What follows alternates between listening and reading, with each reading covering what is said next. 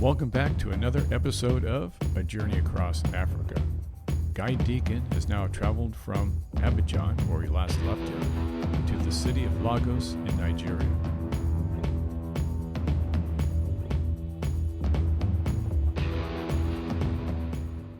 Hello, Guy. Last time we spoke, you were in Abidjan. Where are you now? Well, I've made it to Nigeria and I'm in Lagos, and I've been here for a couple of weeks, and I'm just planning my escape from Nigeria to get ready to go to Cameroon, which is next on my list. Tell us about that trip to Lagos. I spoke to you, I think, probably halfway through my time in Abidjan. My vehicle was being mended, I'm guessing, and I had a new clutch fitted to it, which was a bit of a palaver. But I had a very successful time towards the end of Nigeria, of Abidjan, of Cote d'Ivoire, and appeared on local television, speaking French with a wide audience, talking about Parkinson's. So I had a very successful time there in the end. But I was quite exhausted after the whole palaver of broken down cars and everything, and then set off for Ghana, where I was on a program organized by other people to visit people with Parkinson's and to really get on radio and television again. And we had a very active program before leaving there, and that we were there for about a week, maybe 8 days. Then quickly I went down to Benin and Togo and whizzed through those fairly quickly, and I'm now in Nigeria. How's the vehicle running? It's all right. I have to say, there were two problems. First of all, the suspension on the front was knackered, and that's because the roads are so heavily potholed, and the speed bumps, they're not like ordinary speed bumps where you just cruise over them gently at a sedate mileage. These are like brick walls you have to climb over, and when you hit them at any speed above 5 miles an hour, you know all about it. And that, combined with potholes, causes real havoc. But the garage where I had the work done were brilliant, all French, and did the work very easily. And I can't remember if I spoke to you before or after, but somebody flew out from England to join me and brought the new clutch and flywheel and everything in his hand luggage to repair the vehicle, because we couldn't get them in Abidjan to save our life. Guy, I've crossed over some pretty interesting country. Can you describe it for us? Um, the reality is this part of the world is very heavily populated along the main roads, and so therefore most of it is it's all about traffic and trying to keep going with the flow. And I haven't seen that much of the glorious countryside because I've been on a tight timetable, and I kind of knew that would be the case. So I can't comment too much about the Ivory Coast, which further up in the north is beautiful, but I never got that far because although I came in from the north through Yamoussoukro and saw the basilica and the capital city, once I was down in Abidjan, I was kind of stuck. And that's the, although it's not the capital, it's the political center, and it's the main city of the country, and that's where all the radio stations and television stations run from. So I was basically stuck in what was a very French city, where everything is available, but it was hectic.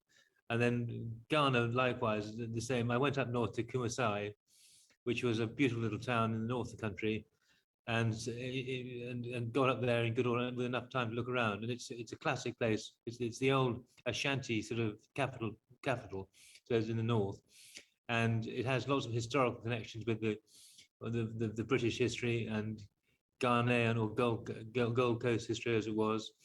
And it was fascinating to go and visit some of the Army Museum, for example, and to spend time in this lovely town in the north, and then go and meet people with Parkinson's up there. And so we were quite busy one way and the other. That's good. Can you describe the people you've met along the way to us? I've I've said before, and I hope I'll keep on being able to say it. Everywhere I've gone, I've met kind people, and I've kind of depend on them in many ways. But certainly in Ghana, once I got there, people were it's an English speaking country, which means it's much more easy to manage. And the hotel I was staying in, the B&B, they were fantastically helpful and kind, looked after me very well, made sure I didn't get lost and could catch a taxi to the right place, that sort of stuff, and just charming.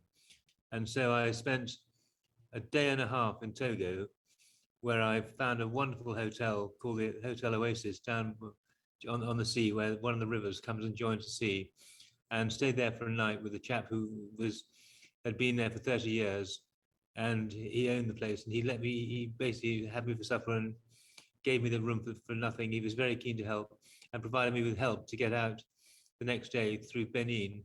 And I didn't spend any time in Benin at all because I had to get to the border with Nigeria, where I was going to be met by some people who are going to help me in. So I had assistance getting to the border Benin and assistance through the Beninois side of the frontier, and was met by some people I had never met before but knew of, who provided me security. Because as you may or may not know, Nigeria has a very bad reputation, probably not deserved, for difficulty for traveling through. And so they provided security for me and guides and help, and most importantly, help to the border, because that could have been a real drama. So my paperwork went terribly smoothly and very easily. And they then escorted me down to where I am now in Lagos. The city of Lagos, can you describe it for us? Lagos is huge. It's got a population of 20 million people, which is twice the population of Greater London, in a size of the real estate, which is half the size of Greater London. So it's very, very busy. But the thing about it is, you don't tend to see much of it because most people live in enclosed compounds with quite high walls around. And you go out of the compound, and again, it's nothing but traffic all the way wherever you go to somewhere else in a compound. So you hop from compound to compound. But I've been around a bit now. I spent a day the other day seeing the sights, and places like the Polo Ground are wonderful. The old race course is wonderful. The Freedom Park is worth a visit, and there's some wonderful art galleries and things. And all mod cons are here if you know where to look for them. But because I don't know the country, every street looks the same, and I couldn't possibly find my way around personally. I'm reliant upon the people I'm staying with who know it very well and have been here for a while. And I've just been to the yacht club, the sailing club now for lunch, where people are out sailing on the lagoon, doing normal things and having a great time. So everything can be done in Lagos if you know where to look. But as a visitor, it's really hard to know where to look. Have you seen anything strange or unusual on this leg of the trip? Not yet. The the the, the strangest the strange isn't the right word. Lagos is full of very, very poor people, but has some extraordinarily rich and wealthy people as well. And the extreme is noticeable. So it was almost the same in Abidjan. There are the number of Range Rovers and smart Toyota Land Cruisers and really smart 4x4s. They're just everywhere. You get lots of Mercedes G wagons, and they're mixing with these battered old buses. And wherever you go, you get this extraordinary stretch of extremely rich and extremely poor people all living in the same place. Obviously, the richer you are, the bigger the walled compound you live in, and the bigger your patch of grass outside.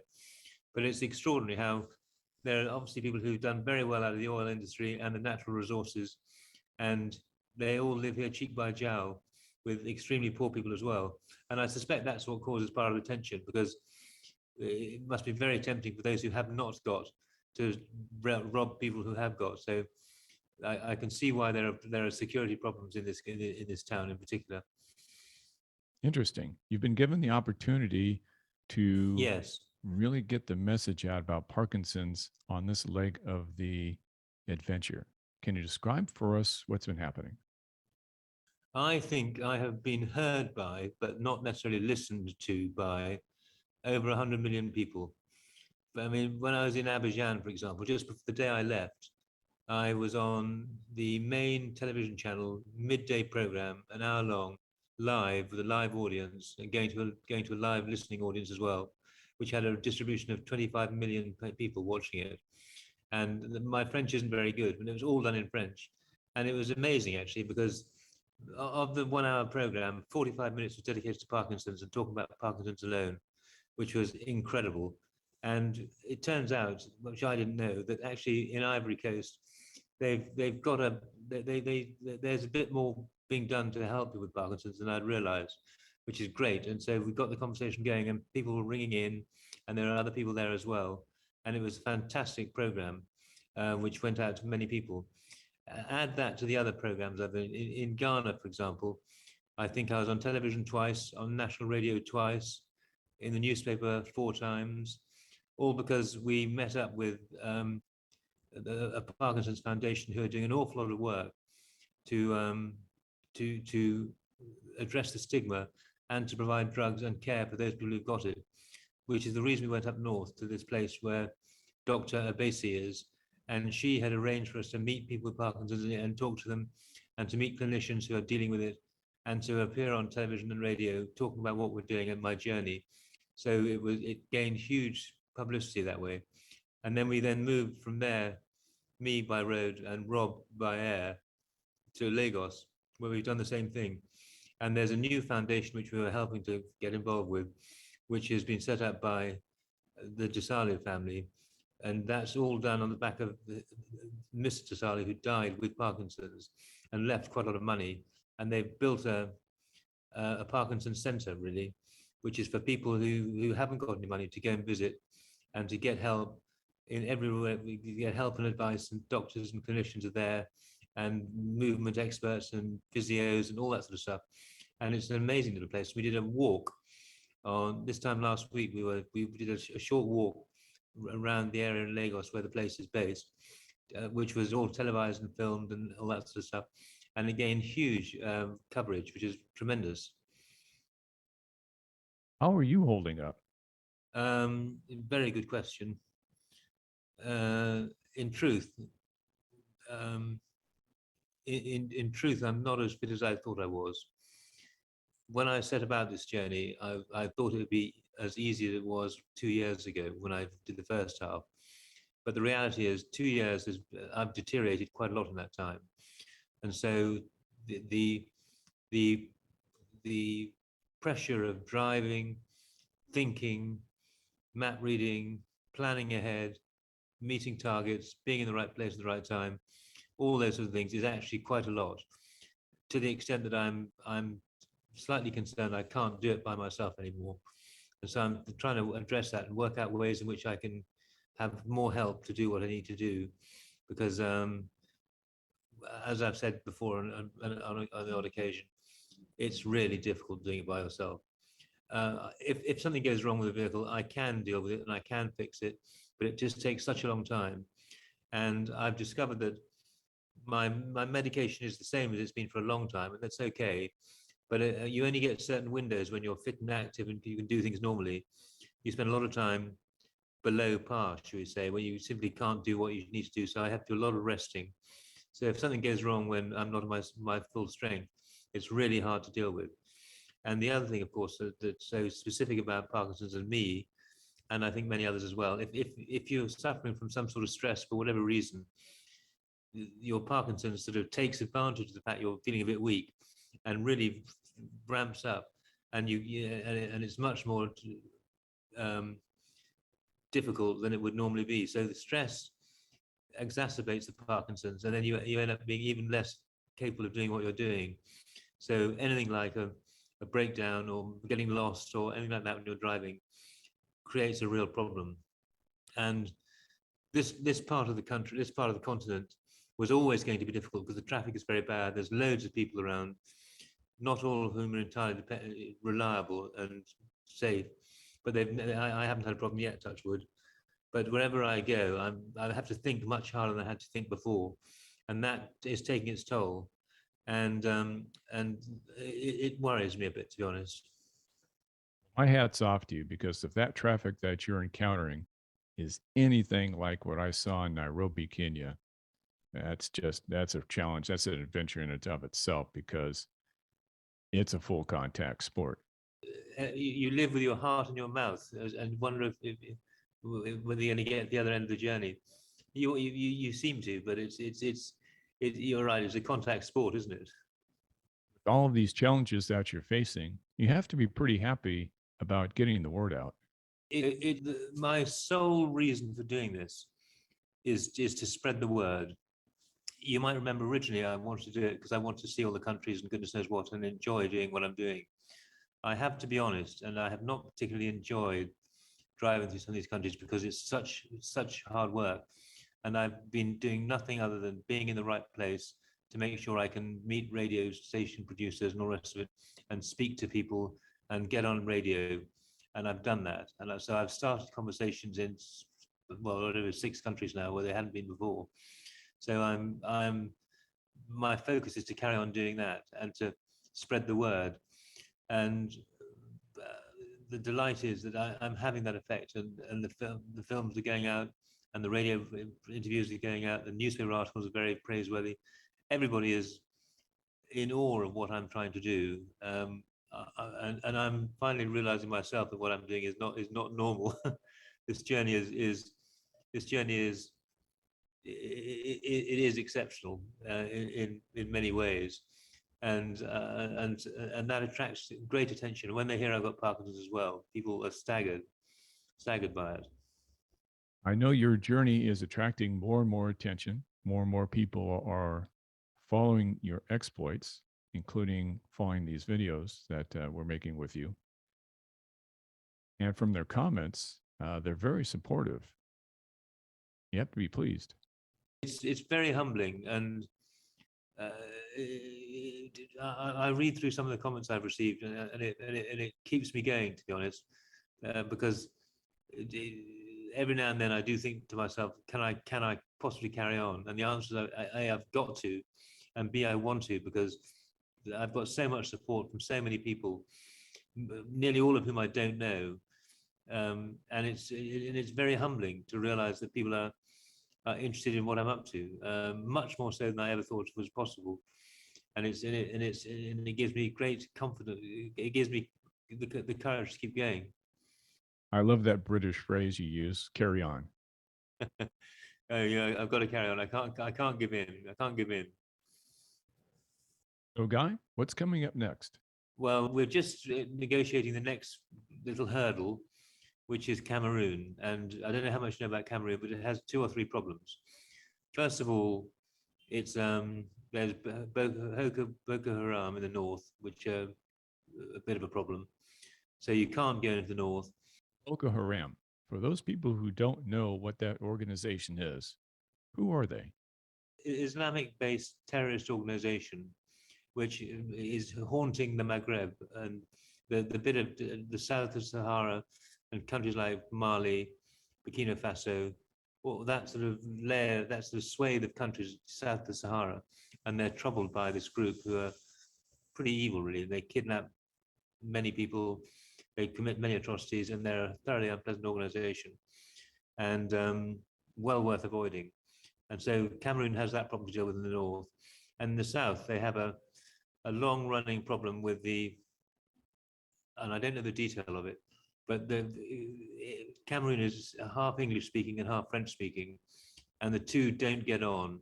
And so there's this clash of cultures happening in the south, which can manifest itself in kidnapping, more than just crime, attacks upon security forces in the army and the police, all this sort of stuff, and it's quite serious. And when you look at the Foreign Office advice, they colour the map as the way you can and can't go, and all the borders, apart from the south to Gabon, have big red wedges in there saying "Don't go here under any circumstances." And I've got to get through there somehow.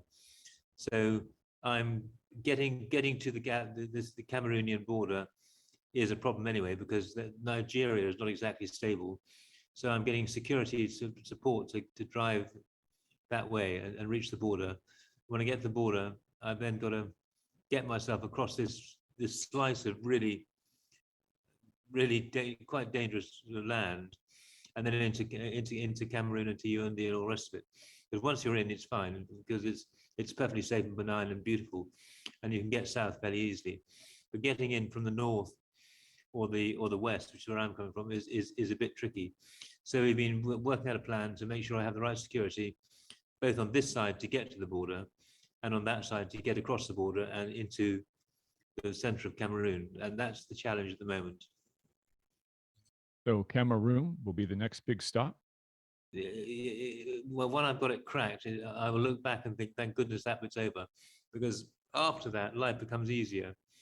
getting into Gabon should be straightforward, and Gabon is meant to be a beautiful country, and has no reported instances of problems to worry about. And then it's the Congos, which have they'll be a challenge, but they aren't security problems. There's no risk to life. It's just a question of making sure my paperwork is in order and hoping that the people at the various customs posts understand what I'm doing and don't get too excited by the fact I've got a right-hand drive car. One of the challenges, my car is right-hand drive. So every single checkpoint stops me and says, what are you doing driving a right-hand drive car? They're not allowed in this country, which is not correct. They are allowed in the country, but you have to explain yourself every time that we have right-hand drive cars in England, and I'm going to South Africa where they all drive the right-hand side of the road. So it's normal, but it causes a few problems. Well, be safe. Well, I'm going to be safe because I'm prepared to take a tiny bit of risk, but I'm not going to take too much risk. And I don't want to become a statistic, and I don't want the story to become headline news for the wrong reasons. Guy, be safe, and we'll see you at the next stop. Pretty good. Nice to talk to you.